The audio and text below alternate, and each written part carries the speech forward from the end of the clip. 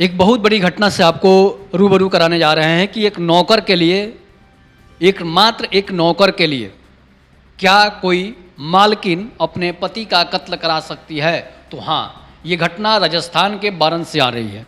राजस्थान के बारन में जो घटना घटी है वो दिल को दहला देगी, उससे पूरा देश शर्मसार हो जाएगा जो ये घटना घटी है। पूरी कहानी मैं आपको बता रहा हूँ। राजस्थान के बारन के रहने वाले श्यामा प्रसाद जो उनके दो पुत्र हैं, श्यामा प्रसाद के दो पुत्र हैं जिनका नाम मुरुगन और एक का नाम जो है श्याम होता है। तो श्याम और मुरुगन दोनों आपस में भाई होते हैं। इस बीच होता क्या है कि मुरुगन की शादी पहले ही हो चुकी होती है। मुरुगन जो है प्राइवेट कंपनियों में जॉब करता है, लेकिन श्याम अपने घर रहता है और घर की देखभाल भी करता है और एक अच्छा खासा बिजनेस भी करता है जिसका सोलर प्लेट का बिजनेस होता है। वो सोलर प्लेट की दुकान में काम करता है और उसका ही दुकान है और अपने ही दुकान में वो काम करता है। जयपुर में उसका दुकान होता है। तो अब क्या होता है कि श्याम की शादी सेट होती है। ये श्याम की शादी जो है 2017 में सेट होती है और 2017 में ही शादी उनकी हो जाती है। श्याम की शादी जो है जिस लड़की से होती है वो लड़की देखने में काफ़ी सुंदर थी और उसकी सुंदरता की बखान सभी लोग करते थे। और जब श्याम की शादी होकर घर आती है तो अच्छा खासा परिवार था, अच्छा खासा चल रहा होता है। इस बीच क्या होता है कि दोनों के बच्चे हो जाते हैं। 2018 में दोनों पति और पत्नी के बच्चे होते हैं। इसके बाद क्या होता है कि जब बच्चे होते हैं तो बच्चा धीरे धीरे बड़ा होता है, स्कूल भी जाने लगता है। अब पति पत्नी में तो अच्छा चल रहा था। इस बीच क्या होता है कि घर में एक नौकर को रखा जाता है, इसलिए कि काम ज़्यादा था। और जो उसकी पत्नी जो खाना बनाना नहीं चाहती थी, इसलिए कि बड़े बिजनेसमैन की लड़की थी और बड़े बिजनेसमैन से शादी भी हुआ था। श्याम भी काफ़ी अच्छा खासा अपना पैठ बना चुका था बिजनेस में और मुरुगन तो बाहर में नौकरी करता था। और श्यामा प्रसाद अब बुढ़े हो चुके थे, इसलिए कि अब काउंटर पर बैठना उनको बैठते थे पैसे के लिए, पैसे इकट्ठे करने के लिए, पैसे जो कस्टमर देते थे उसके लिए वो वहाँ पर बैठते थे, गल्ला जिसको बोला जाता है बिजनेस के क्षेत्र में। तो धीरे धीरे श्यामा प्रसाद जो है बूढ़े हो जाते हैं। एक दिन उनकी डेथ हो जाती है। जब डेथ हो जाती है 2017 में उनकी डेथ हो जाती है। तो अब क्या होता है, जब उनकी डेथ हो जाती है तो वो चल बसते हैं। इस बीच सारा काम जो है अब श्याम के ऊपर ही आ जाता है और श्याम के ऊपर जब सारा काम आ जाता है तो घर में एक नौकर रखने की बात होती है और एक घर में नौकर रख लिया जाता है। नौकर जब घर में रख लिया जाता है तो उनकी पत्नी जिसका नाम कंचन होता है, कंचन जो है कहती है कि श्याम एक नौकर रख लो, तो श्याम बात को मान जाता है और एक नौकर रख लिया जाता है। इस बीच क्या होता है कि नौकर जो है देखने में अच्छा खासा था, बॉडी भी उसकी अच्छी खासी थी। हालांकि श्याम की भी बॉडी बहुत अच्छी थी। श्याम जिम भी करता था, एक्सरसाइज भी रोज़ सुबह में करता था, शाम को करता था, बॉडी सुडौल थी। और कंचन काफ़ी जवान थी और कंचन के एक पुत्र भी हो चुका था। तो अब क्या होता है कि नौकर तो घर में काम कर रहा होता है और सुबह नहा खा के जो है श्याम जो है अपने दुकान पर चला जाता था। अब क्या होता है कि दुकान पर जब चला जाता है तो एक साल बीतता है, 2019 का समय आता है। धीरे धीरे जो है नौकर की दोस्ती जो है श्याम की पत्नी कंचन से हो जाती है। और जब श्याम की पत्नी कंचन से जब हो जाती है तो अब क्या होता है कि दोनों में दोस्ती नज़दीकियां बढ़ जाती है। इसके बाद होता क्या है कि अब इतनी नज़दीकी बढ़ जाती है कि दोनों एक दूसरे से आपस में बातें भी करने लग रहे हैं और सोनू अपना काम पर जो है श्याम जो है अपना काम पर चला जाता है। तो नौकर को जब रखा जाता है, नौकर सातिर दिमाग का था। नौकर तो नौकर ही होता है और उसका दिमाग तो सातिर ही होता है कि मालकिन को किसी तरह फंसा लेते हैं तो सारी संपत्ति का मालिक हम हो जाएंगे। ये अक्सर ऐसे नौकरों का होता है। तो होता क्या है कि नौकर जो था वो देखने में तो स्मार्ट था ही, अब क्या होता है कि काफ़ी नज़दीक हो जाता है, किसके? तो कंचन के काफ़ी नज़दीक चला जाता है। और नौकर जो था वो बिहार का रहने वाला था, और जब बिहार का रहने वाला नौकर होता है तो इस बीच क्या होता है कि उसके घर तो काम धंधा सब कर ही रहा था, और उसकी पत्नी को भी फंसा लेता है, कंचन को फंसा लेता है। अब क्या होता है कि ये बात जो है श्याम को पता नहीं चलता है, श्याम को पता नहीं चलता है। और जब नहीं चलता है तो श्याम जो है अपनी पत्नी कंचन पर शक भी नहीं करता है कि नौकर जो है राजस्थान में, हालांकि वो घर बना चुका था, राजस्थान में ही रहता था, बिहार से उसका कोई मतलब था नहीं, इसलिए कि उसका आधार कार्ड से लेकर वोटर कार्ड तक सभी वहीं का बन चुका था। इस बीच क्या होता है कि लोग उसे नहीं जानते थे कि वो बिहार का रहने वाला है, लेकिन था बिहार का रहने वाला, पैतृक गांव, लेकिन अपने पत्नी और परिवार को वहीं पर रखता था।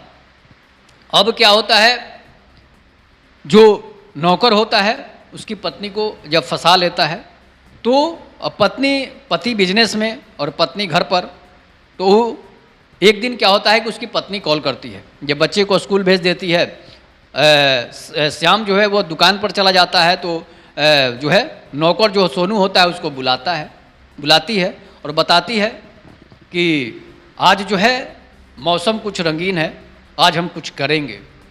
तो सोनू सोचता है कि भाई ये मालकिन क्या कह रही है, तो अब बेचारा सोच में पड़ जाता है कि भाई कंचन प्रसाद क्या बोल रही है।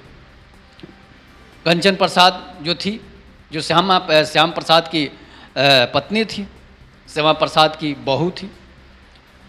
उसके बाद क्या होता है कि वो उसके नज़दीक आ जाती है, नज़दीक आती है, उसे पकड़ लेती है, अपने बाहों में उसे जकड़ लेती है, घर का दरवाज़ा बंद कर देती है। बाहों में जब जकड़ती है तो सोनू बोलता है कि भाई ये क्या आप कर रही हैं, आप मालकिन हैं। अपना ये बहाना बनाना शुरू करता है, पता ही है कि प्यार के लिए लोग किस तरह की हरकतें करते हैं, किस तरह से उसे सहलाते हैं, पुल्हाते हैं कि उसे शक भी नहीं हो और मज़ा भी मिल जाए। तो कंचन उसे पकड़ लेती है, जकड़ लेती है। अब ये सोनू जो है सोच में पड़ जाता है, लेकिन सोनू भी उसे पकड़ लेता है और बोलता है कि आपको ये सब नहीं करना चाहिए, हम बदनाम हो जाएंगे, हमारी जो है हत्या हो जाएगी, हमारी मर्डर हो जाएगी। तो बोलती कि नहीं, जब हम अब तुम राजी हैं तो क्या करेंगे, काजी वाली कहावत हो जाती है। और वो ज़बरदस्ती जो है दोनों एक दूसरे से संबंध बना लेते हैं। कंचन जो है अब सोनू से संबंध बना लेती है और वो दिन भर उसी के साथ संबंध बनाते रहती है। शाम होता है, सोनू जो है अपना काम पर लग जाता है। श्याम बाबू घर आते हैं, श्याम प्रसाद जब घर आते हैं तो अपना खाना पीना खाकर फिर पत्नी के साथ सो जाते हैं। बच्चा भी स्कूल से घर आ जाता है। अब फिर सुबह जाते हैं, फिर सोनू आता है, फिर वही काम होता है, फिर संबंध बनाती है सोनू के साथ। अब धीरे धीरे क्या होता है कि कंचन जो है 2-4 महीने तक इसी तरह चलता है।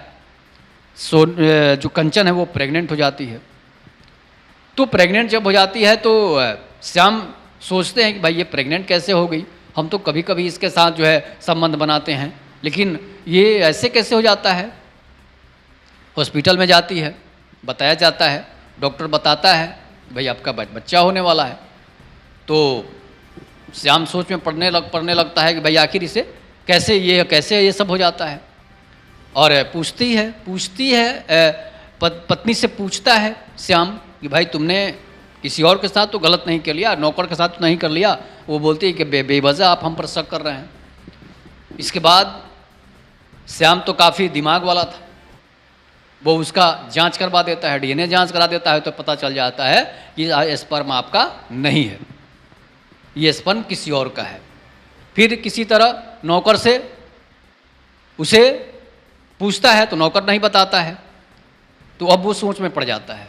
एक दिन चकरा उठुकारे, एक दिन क्या होता है कि अचानक रंगे हाथों पत्नी को पकड़ लेता है। किसके साथ? सोनू के साथ, नौकर के साथ। अब जब पकड़ लेता है तो नौकर की काफ़ी पिटाई होती है और श्याम की पत्नी जो कंचन थी उसको भी पीटता है। दोनों पीटने के बाद नौकर को तो घर से भगा देता है और पत्नी की पिटाई करके छोड़ देता है। अब पत्नी प्लान बनाती है कि ऐसे पति तो जान गया है, अब इसका प्लान बनाकर इसे खात्मा कर देते हैं। अब क्या होता है, उस नौकर के साथ मिलकर अपने पति के खाने में जो है जहर मिला देती है और खाने में जहर मिलाकर उसे दे देती है। इसके बाद नौकर को बुलाती है और पति का कत्ल करा देती है। पति की मृत्यु हो जाती है, घर में कोई था नहीं और वो नौकर के साथ रंगरेलियां मनाना शुरू कर देती है और दोनों वहाँ से फरार हो जाते हैं। बच्ची को वहीं छोड़ देते हैं। इस बात की शिकायत जब श्याम के घर वाले, बाकी अगल बगल के जो रिश्तेदार हैं वहाँ पहुँचते हैं, अब पड़ोस पड़ोस के लोग भी पहुँचते हैं, तो क्या होता है, पुलिस को बुलाया जाता है। पुलिस आती है तो पुलिस खून के नमूने इकट्ठा करती है। तो और पत्नी फरार थी नौकर के साथ। नौकर के घर जयपुर में लोग जाते हैं तो वहाँ पर कुछ मिलता नहीं है, नौकर ताला बंद करके फरार है। पत्नी भी उसकी फरार है, उसकी पत्नी भी वहाँ नहीं थी। पुलिस छानबीन करती है, अंत में दोनों पकड़े जाते हैं। और जब पकड़े जाते हैं तो उससे पूछताछ पुलिस पीटती है, तो वो पूछताछ में यही खुलासा होता है कि हमें मारता पीटता था, हमारे साथ ये हमें एक दिन गंदा काम करते हुए देख लिया था, जिसकी वजह से हम लोगों ने इसे खात्मा करने के लिए सोच लिया और रास्ते से हटाने के लिए ये प्लान बनाया और इसे खाने में जहर मिलाकर खिला दिया, जिससे उसकी मृत्यु हो गई। और इसके बाद हम लोग वहाँ से फरार हो जाते हैं। अब मैं नौकर के साथ ही रहूँगी। बच्चे को भी छोड़ के भाग जाती है, सोच लीजिए कैसी माँ है। तो इस तरह की घटनाएं लगातार आज समाज में घट रही है। इसका सबसे बड़ा कारण क्या है, इस पर आप लोग अपनी प्रतिक्रिया जोड़ दीजिएगा। आखिर महिलाएं जो पति हो जाते हैं, बच्चे हो जाते हैं, वो महिलाएं ऐसी हरकत क्यों कर रही है, वो महिला इतनी घटिया और बहियापन का काम क्यों कर रही है, इसका रीज़न क्या है। आखिर कौन से उसके दिमाग में क्या भर गया है कि कोई नौकर से फंस जा रहा है, कोई ट्यूशन टीचर से फंस जा रहा है, कोई किसी और बॉयफ्रेंड से फंस जा रहा है, लुल्लू पुल्लू से फंस जा रहा है और उसके बाद अपने पति की ही कत्ल करा दे रही है, जिसकी कोई औकात नहीं है। जिस नौकर की, उस नौकर से एक बिजनेसमैन की पत्नी फंस जाती है। इसके बाद आप राजा रघुवंशी और सोनम रघुवंशी की कहानी भी देख चुके हैं कि एक नौकर के लिए अपनी पति का कत्ल करा देती है।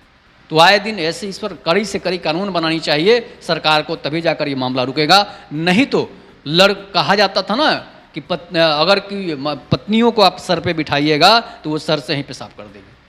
इसलिए पत्नी की जो जगह है वहीं रहना चाहिए, उससे ऊपर नहीं बढ़ना चाहिए। नहीं तो वही स्थिति होगी कि पत्नी आपका कत्ल करा देगी। और उस पति को से भी हम कहना चाहेंगे कि वो पति भी अपनी पत्नी को ख्याल रखे। नहीं तो फिर अगर आप उसके सर पर बैठिएगा तो समझिए कि आपके ही भी वही खात्मा करने की स्थिति होगी। इसलिए पति पत्नी अगर मिलकर रहेंगे, हर बात एक दूसरे से शेयर करेंगे, एक दूसरे की बात मानेंगे, तो ऐसी स्थिति नारकीय स्थिति नहीं बनेगी जिससे आपकी जान पर आफत आ जाए। दोनों गिरफ्तार होकर जेल जा चुके हैं। अब दोनों को सजा क्या होगी आने वाला समय बताएगा। लेकिन ये कहानी आपको कैसी लगी, इस पर आप लोग अपनी प्रतिक्रिया जोड़ दीजिएगा। तब तक नमस्कार, जय हिंद, जय भारत, जय श्री राम।